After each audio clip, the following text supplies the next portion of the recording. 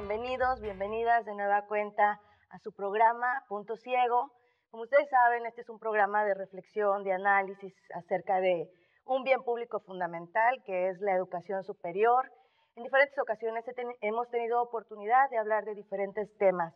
Hoy vamos a hablar de un tema que no necesariamente es un tema exclusivamente relacionado con la educación superior, porque desafortunadamente toca a diferentes sectores de la sociedad mexicana hoy día. Sin embargo, bueno, nosotros vamos a tratar de ver la temática en su relación con la educación superior y, por supuesto, con los derechos laborales que en determinado momento estuvieran relacionados con ellos. Vamos a hablar de jubilaciones en esta ocasión. Y para ello contamos en realidad con dos extraordinarios invitados, dos personas que están involucradas a fondo con esta temática en el estado de Veracruz. Hoy contamos con la presencia de Adriana Chávez Tejeda y de Humberto Hernández Vargas. Ellos son integrantes o miembros de la coalición de pensionistas independientes del Instituto de Pensiones del Estado de Veracruz, ella en calidad de presidenta y además como ex trabajadora, vamos a decir, de la Universidad Veracruzana, en la Facultad de Idiomas, y Humberto en Histórica, en la Facultad de Historia. Bueno, ellos traen un recorrido ya amplio en la temática de la jubilación en el estado de Veracruz, que repetimos, no es un problema exclusivamente de nuestro estado, sino del país, y creo que es una excelente oportunidad para que podamos ver el tema desde la perspectiva de los actores. Entonces, Martín, ¿qué te parece si arrancamos por ahí? Muy bien, muy bien. Pues muy contentos de que estén aquí Adriana y Humberto. Y la cuestión de la jubilación es un tema que nos atañe, pero debería de atañer a muchos sectores de la población, ¿no? En el país y en el Estado. Y concretamente, digamos, si yo veo con respecto a la Universidad Veracruzana, donde ustedes trabajaron durante muchos años y donde tenemos esta idea, y algunos teníamos esta idea de que ser trabajador de la Universidad Veracruzana, digamos, tenías eh, los derechos básicos asegurados y con ello la jubilación. Y después de varios años de trabajo, de acuerdo a la ley, pues la idea era tener una jubilación y con esa jubilación, pues ser el resultado de tu trabajo durante tanto tiempo. Ahora, ¿qué podemos pensar? ¿Cómo podemos pensar así la jubilación? Esa idea de estabilidad, digamos, en el recurso salarial después de trabajar tantos años, parece que ya no es tan clara. No. ¿Cómo ves, Adrián? No, no lo es. Ser jubilado hoy en día en Veracruz es vivir en la incertidumbre. En la incertidumbre de no saber si a fin de mes te van a depositar tu pensión. ¿Sí? Nosotros tenemos 5 años organizándonos y luchando por eso, por un derecho humano fundamental, tan fundamental como la educación, como la salud, y que las autoridades no lo quieren considerar así. ¿Sí? Entonces, es vivir pensando que a fin de mes vas a ir al cajero y no va a haber pensión, ¿sí? O que van a llegar los compañeros con su cheque de 3,000, de 4,000, de 5,000 pesos al banco y se los van a rebotar porque no han depositado el dinero. Entonces es una situación dramática verdaderamente, incluso para los de la universidad, que somos como una pequeña élite dentro de todos los jubilados, porque la mayoría de los jubilados cobran pensiones muy bajas en Veracruz, porque los sueldos son muy bajos, ¿sí? Entonces no es nada agradable, no es ya me jubilé y voy a gozar de la vida ahora, con todo lo que trabajé, me lo gané pues, sino que ahora es estar pendiente de eso y luchando por tu derecho, ¿sí? Algo que nos dignifica bastante a todos los que lo hemos estado haciendo, porque pensamos que si la sociedad está bastante dormida, si los trabajadores en activo están bastante dormidos, va siendo hora como que despierten, ¿sí? Y de que se den cuenta de que nuestro presente de los jubilados es su futuro inmediato de ellos. Y que si a nosotros nos va como nos va, a los activos les va a ir peor. Entonces, es un momento, son situaciones bastante críticas las que hemos tenido. Ustedes lo saben, lo sabe toda la opinión pública. Hemos hecho desplegados, cartas, marchas, manifestaciones, bloqueos, entrevistas, hemos firmado minutas, hemos firmado compromisos con todos los funcionarios de gobierno, los diferentes funcionarios de este gobierno, y nada se ha cumplido, nada, absolutamente. Estamos en las mismas, y cada vez peor, además. Humberto.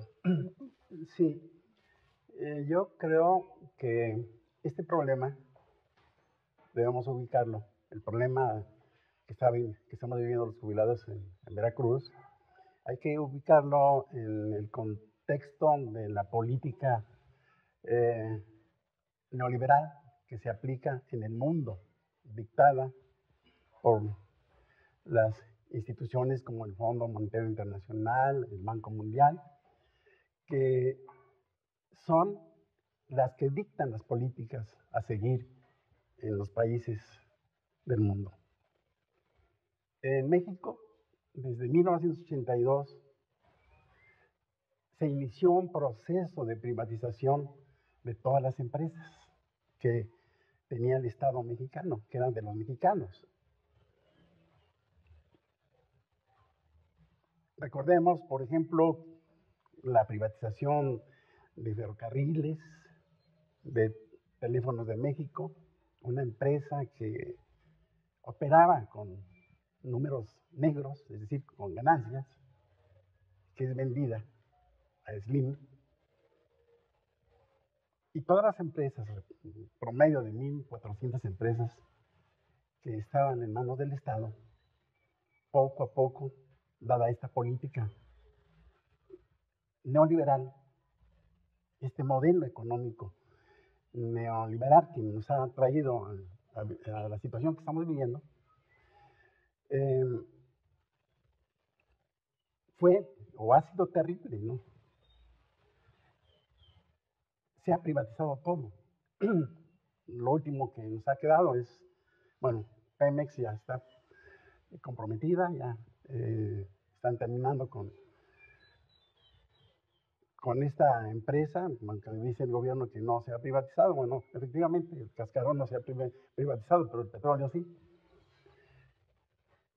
La educación, estas reformas estructurales, mal llamadas reformas, porque finalmente son contrarreformas, porque una reforma es siempre para mejorar en todos los aspectos.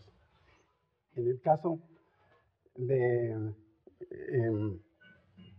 digamos, de lo que está ocurriendo con estas mal llamadas reformas, para nosotros son contrarreformas, pues están afectando a intereses de la sociedad, de los trabajadores en particular.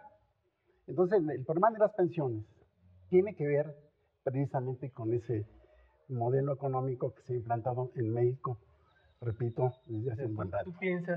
¿Tú piensas que el problema concreto, digamos, de falta de pago, digamos, aparte de otras circunstancias que vamos a platicar ahorita, es un problema de pérdida de derechos que viene como con una visión, con una perspectiva económica a nivel global, digamos, ¿no? Y que eso está implicando un proceso de privatizaciones que está trayendo como pérdida de derechos del conjunto de los trabajadores en las distintas áreas.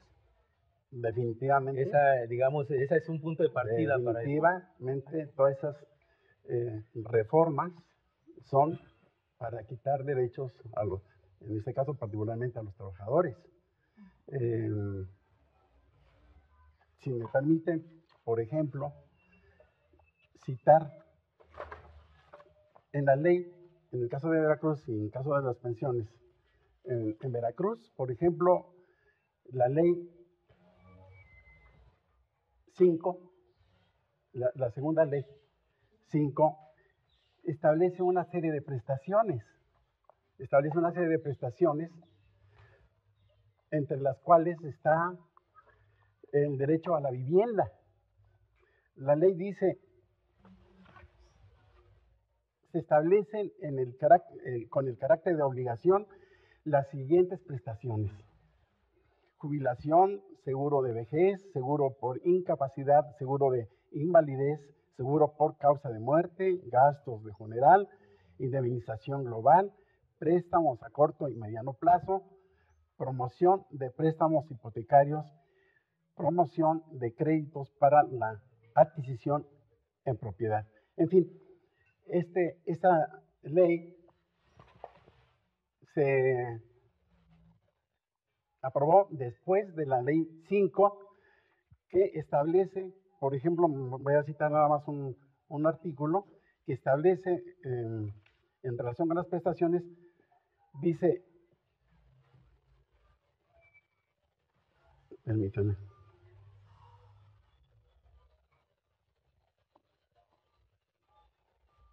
que el trabajador tendrá derecho a la vivienda. Y en esta anterior ley, que es la segunda, que tiene pensiones, y en esta únicamente dice que el Estado va a promover el derecho a la vivienda. Sí. Mientras que la anterior, sí, dice que es una obligación del Estado. ¿No? Y en la última ley, la nueva ley 287, desaparece esta prestación. Es un ejemplo de cómo estas contrarreformas obviamente han venido, sí, quitándole esos derechos a los trabajadores, ¿no? Okay. Bueno, tenemos noticia, todos sabemos otra vez en nuestro contexto que en diciembre del año pasado, del 2015, hubo un desalojo violento de la Plaza Regina Martínez, bueno, hoy llamada así por la corresponsal de Proceso que fue asesinada en nuestro estado. Y este fue un desalojo, bueno, que se caracterizó por la violencia, por la intolerancia, por no haber un protocolo, vamos a decir, de tratamiento de la movilización. Entonces, no sé si quisieran compartir con nosotros primero por qué se ven en la necesidad de salir a la calle, porque creo que ese es su primer planteamiento. Normalmente la gente no sale a la calle por gusto, ¿no?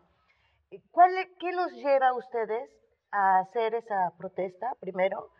Y segundo, si a estas alturas del partido ustedes ya tienen conocimiento de quién dio la orden, por qué dio la orden, si fue una orden ejecutada en los términos dados o se excedieron, qué resultados, vamos a decir, hubo de ese hecho. Hubo compañeros que se vieron lesionados gravemente, no necesitaron hospitalización, no. ¿Qué nos pueden decir de esa situación? Que bueno, fue una noticia nacional. Sí. Bueno, salimos a la calle no ese día, no el 23 de diciembre, sino que todo el mes de diciembre fue de movilizaciones. El 11 de diciembre nos vimos obligados a tomar Cefiplan. ¿Por qué? Porque había compañeros, más de 500, a los que no les habían pagado la pensión de noviembre en todo el estado, ¿sí? Entonces, faltaban las pensiones de pagar de noviembre para muchos compañeros. Eso es algo gravísimo. Si uno vive de su pensión y no le pagan la pensión a tiempo, uno tiene que pagar renta, tiene que comprar medicinas. Estamos hablando de una población que se llama en las leyes vulnerable, ¿sí? De una población vulnerable que depende de su pensión para las medicinas, para el doctor, para todo en la vida, ¿sí? Y muchos pensionados incluso ayudan a sus familiares, al nieto, etcétera, con un poquito de dinero, porque sabemos todos que no hay trabajo en Veracruz. Entonces, el 11 de diciembre tomamos Cefiplan para obligar, para presionar a que paguen a la gente que le deben en noviembre, pero además para que se comprometan a pagar las pensiones de diciembre, las pensiones y los aguinaldos de diciembre. Porque ustedes saben que empiezan las vacaciones, las oficinas gubernamentales empiezan a vaciarse, todo el mundo se va y los jubilados bien, gracias, ¿no? Entonces los compañeros empezaron a decir, ¿qué va a pasar si deben en noviembre a tantos? ¿Qué va a pasar con la pensión de diciembre y con el aguinaldo? Claro. Entonces, bueno, tomamos Cefiplan, firman una minuta con nosotros que no se cumple, otra minuta más incumplida, la publicamos en la prensa, ¿sí? Y donde se comprometen a ese día a depositarle a todos los que les debían de noviembre, ese día, ¿sí? 11 de diciembre. Y el 15 y 16 de diciembre depositar las pensiones y aguinaldos. Entonces firman, nos vamos, publicamos, pasa el día y empiezan los compañeros a reportarse y a decir, ¿saben qué? No han depositado en noviembre. Hay muchísima gente a la que siguen debiéndole en noviembre.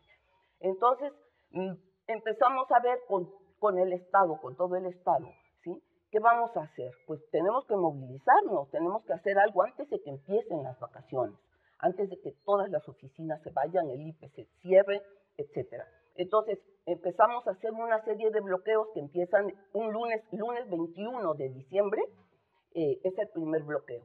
Estamos allí de 10 de la mañana a 4 de la tarde frente a Palacio de Gobierno y no se aparece nadie para preguntarnos qué nos pasa, qué queremos, que nadie, como si no existiéramos. Nos vamos a nuestra casa y decidimos qué vamos a hacer. Nadie nos llamó, no hay diálogo establecido, no hay nada. Bueno, pues mañana regresamos a las 10 de la mañana a bloquear otra vez. Entonces, regresamos a las 10 de la mañana a bloquear y nos llaman a los representantes, porque no nada más estaba la COPIPE, estaban representantes de otras organizaciones de jubilados también, ¿sí? Entonces, nos llaman a los representantes, el secretario de Gobierno, a dialogar y subimos el 22. Y empieza el secretario a explicarnos que bueno, que sí, que van a pagar, que hay que tener calma, que tal. Se va y trae un texto en donde él se compromete a que se van a pagar noviembre, lo que falta de noviembre, ¿sí? Y diciembre, el 15 y 16, firmado por Flavino Ríos Alvarado, secretario de Gobierno. Nos lo entrega. Bueno, uno todavía es ingenuo, ¿no? Todavía cree uno en las firmas a veces de los funcionarios. Vamos, bajamos, les decimos a los compañeros, miren, aquí está esto. Muchos compañeros dicen, ¿pero qué les creen? ¿Cómo creen? Bueno, tenemos que dar crédito a la palabra. Vamos a ver si sí, vamos a ver si sí. Pasa el día 22 y no depositan a los de noviembre, ¿sí? Y los compañeros enojadísimos. Entonces dicen, si no depositan a noviembre, no van a depositar diciembre tampoco. Mañana, 23, volvemos a bloquear. Y volvemos a bloquear. Entonces, pero ya habíamos quedado con el secretario de Gobierno de que el 23 a las 10 de la mañana subíamos con él, porque es que no nada más son las pensiones. Miren, hay una cosa que se llama Seguro Social de los Trabajadores de la Educación del Estado de Veracruz, STEP, ¿sí? Es largo el nombre. Y ese seguro social, cuando uno se jubila, le ha estado uno aportando un derecho de marcha que le dicen, ¿sí? Para cuando te mueras. Una parte es para cuando te jubilas y la otra, la mitad, es para cuando te mueres, para tus deudos. Entonces, ese seguro social de los trabajadores del Estado tiene deudas enormes con todos los trabajadores del Estado. No nada más con los de la universidad. Estamos hablando de un universo de todo aquel que trabaja para el Estado, ¿sí? Desde los barrenderos de los municipios, los trabajadores de los municipios, los agentes de tránsito, los policías, el sector salud, toda el área de educación de la SEP, ¿sí? Y además tecnológicos, telebachilleratos y Universidad Veracruzana, ¿sí? Entonces, ese seguro social de los trabajadores del Estado, ya habíamos hablado de eso con el anterior secretario de Gobierno, con el ingeniero Buganza, ¿sí? Y Buganza firmó también una minuta en la que se comprometió, hasta calendarizó. Bueno, a los que les deben desde 2010, les vamos a empezar a pagar en 2014. Voy a programar, ¿sí? A los que les deben de 2011 en 2015. A los que les deben de 2012 en 2016, ¿sí? Y dice Buganza, lo que sucede es que no hay dinero. Se le debe 540 millones de pesos a ese seguro. Por eso no paga. Entonces, habíamos quedado con el secretario de gobierno de hablar de eso precisamente, de que tenían una minuta firmada con un compromiso, una serie de compromisos, y que los compañeros estaban esperando. Había gente que ya había fallecido y sus deudos no podían cobrar para nada, porque no había dinero. Entonces íbamos a hablar con el secretario de gobierno el 23 de diciembre de eso. Llegamos, subimos los dirigentes, los representantes con el secretario de gobierno, estaba toda la plana mayor del IPE, toda la plana mayor de Cefiplan, y el secretario de gobierno no aparecía. Apareció 3 minutos, saludó, preguntó cómo están, le dijimos mal. ¿Por qué? Porque no cumplió lo que firmó, señor. Pero permítanme, se sale a hablar por teléfono y empezamos a recibir mensajes de los compañeros que están abajo en el bloqueo. Viene la policía, ya está la policía casi sobre nosotros, ¿qué hacemos? Y empiezan a mandarnos fotos y el secretario de gobierno no volvió a aparecer. El caso es que cuando vimos que en efecto las fotos, unos policías jalándoles las lonas a los compañeros, dijimos, aquí no puede haber diálogo de esta manera. Así que con permiso, se van a ir, sí nos vamos a ir con permiso. Y nos bajamos y les dijimos a los compañeros, no, el secretario de gobierno se salió y no presentó, no se presentó, ¿sí?, al diálogo. Y bueno, ustedes saben lo que pasó. El secretario de gobierno luego le dijo a la prensa que fue un desalojo light, porque fueron a dialogar con nosotros, a decirnos que nos quitáramos. No es cierto. Ahí están las fotografías que le dieron la vuelta al mundo, no solamente a México, ¿sí? Los policías armados, ¿sí? Policías con la cara cubierta, como si fuéramos delincuentes, ¿sí? Policías con bastones eléctricos que se los aplicaron a un montón de compañeros, ¿sí? Y policías que llegaron a quitar denos las mantas, y los compañeros que dijeron no les damos nada y se pusieron con ellos. Y entonces ahí va el bastón eléctrico contra compañeras, compañeros, pero piensen ustedes que es gente de 60 y más años, ¿sí? Gente muy grande, había gente muy grande que estaba allí y que apenas podía caminar, ¿sí? Y contra ellos se ensañaron con los bastones eléctricos y con los empujones y todo esto. Entonces, bueno, fue una indignación tremenda y a nosotros, debo decirlo, nos dio mucha satisfacción que en el momento en que en las redes pusimos las fotos y le dijimos a la gente, están desalojándonos con la policía, de veras llegó así la gente y nos vimos arropados por la ciudadanía de Jalapa, estudiantes, compañeros trabajadores de la universidad, compañeros de otros lados, que de pronto volteamos y había cantidad de gente. Éramos pocos más o menos en el bloqueo, unos 300 habríamos sido, ¿sí? Y de pronto se llenó la plaza y la gente allí con nosotros apoyándonos. Eso fue muy satisfactorio, ¿sí? Vernos arropados por la ciudadanía. Claro, todas las acciones que hemos estado haciendo se las hemos dado a conocer a la gente, a la ciudadanía, siempre. Hemos hecho ruedas de prensa, hemos publicado desplegados para decir cada paso que hemos ido dando, ¿sí?, en nuestra lucha y el porqué de nuestra lucha. Entonces la gente como que se sensibilizó, como que está sensibilizada, dijo, era lo que le faltaba al gobernador, pegarle a los viejitos, ¿sí? Sí. Humberto, tenemos que hacer una pausa, si me permiten, un ratito salimos, regresamos y continuamos con el tema. Sí.